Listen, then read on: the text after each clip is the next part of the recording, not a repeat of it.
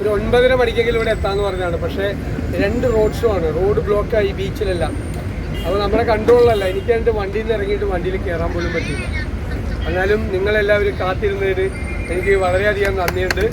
തീർച്ചയായും ഇത് കാണിക്കുന്നത് എന്താണ്, രാത്രി 10 മണിയായിട്ടും വീട്ടിൽ പോകാൻ നിൽക്കുവാണ്. അതായത് കേരളം മുഴുവൻ UDF തരംഗം. കുറെ സർവേ ആയിട്ട് കുറെ പേര് ഇറങ്ങിയിരിക്കുക. അതെടുത്ത് വല്ല കൊട്ടയിൽ കൊണ്ട് കഴിഞ്ഞ പാർലമെന്റ് ഇലക്ഷനിൽ നമ്മുടെ പ്രിയപ്പെട്ട ഷാഫി പറമ്പിൽ തോക്കുമെന്നാണ് ആ സർവേ പറഞ്ഞത്. ഷാഫി പറമ്പിൽ എത്ര ലക്ഷം വോട്ടിന് ജയിച്ചത്? 1.25 ലക്ഷം വോട്ടിന് ജയിച്ചത് അല്ലേ? കെ സുധാകരൻ തോക്കുമെന്ന് പറഞ്ഞു 1 ലക്ഷം വോട്ടിനാണ് ജയിച്ചത്. VK ശ്രീകണ്ഠൻ 3ാം സ്ഥാനത്ത് പോകുന്നു പറഞ്ഞു. ശ്രീകണ്ഠൻ 85,000 വോട്ടിന് ജയിച്ച് പാർലമെന്റിലിരിക്കുക അല്ലേ? നമുക്കൊരു സർവേ ഉണ്ട്, ജനങ്ങളുടെ സർവേ. ആ സർവേ ഞാൻ പറയട്ടെ, നമ്മുടെ ടീം UDF 100-ലധികം ഭാഷം ഉണ്ടാവും ആ കൂട്ടത്തിൽ അസംബ്ലിയിൽ. അപ്പോൾ തീർച്ചയായിട്ടും നമുക്ക് വിജയിക്കാൻ കഴിയും.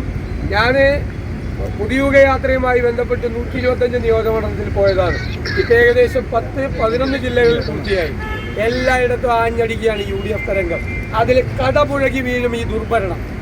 ഒരു പുതിയ യുഗത്തിന് തുടക്കമുണ്ടാവും. കേരളത്തിൽ മാറ്റമുണ്ടാക്കും. നമ്മുടെ കുഞ്ഞുങ്ങൾക്ക്, അവരുടെ മക്കൾക്ക് നമ്മളൊരു പുതിയ കേരളം ഉണ്ടാക്കും.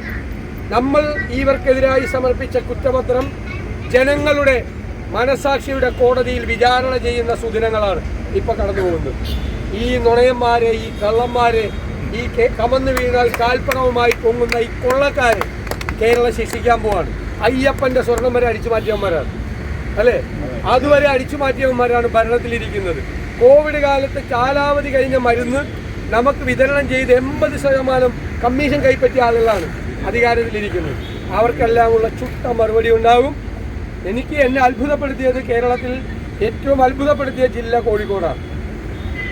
കുറേ വർഷങ്ങൾക്ക് ശേഷം കോഴിക്കോട് ജില്ല UDFന്റെ പ്രതാപകാലത്ത് കുഞ്ഞാലി സാഹിബും ഞാനും തമ്മിൽ പറഞ്ഞുകൊണ്ടിരിക്കുകയാണ് സീറ്റുകളുടെ എണ്ണം. ഞങ്ങൾ ഓരോ 2 ദിവസം കൂടുമ്പോഴും കോഴിക്കോടത്തെ സീറ്റിൻ്റെ എണ്ണം കൂടിക്കൊണ്ടിരിക്കും. നമുക്ക് അപ്രാപ്യം എന്ന് കരുതിയ പല സീറ്റ് പോലും നമ്മൾ ജയിക്കാൻ പോവാണ് കോഴിക്കോട്. അപ്പോൾ ഉജ്ജ്വലമായ വിജയം ഇവിടെ നമുക്കുണ്ടാകണം. നമുക്കിനി ഇപ്പം ഞാൻ ഇതിൻ്റെ കടം തീർക്കാൻ പോകണം. എപ്പോഴാണ് തരാം ഇവിടെ നിങ്ങൾ വിജയിപ്പിച്ച് കഴിയുമ്പോൾ ആ സ്വീകരണ യോഗ ഉദ്ഘാടനം ഞാൻ വരും. ആ സ്വീകരണ യോഗം എന്നെ വിളിച്ചില്ലേ? ശരിയാണ്, എന്നെ വിളിച്ചേക്കണം, ഞാൻ പറയും സ്വീകരണം. ആ കട അന്ന് തീരും. ഇപ്പൊ കടമായിട്ട് കിടക്കട്ടെ. എല്ലാവർക്കും നന്ദി.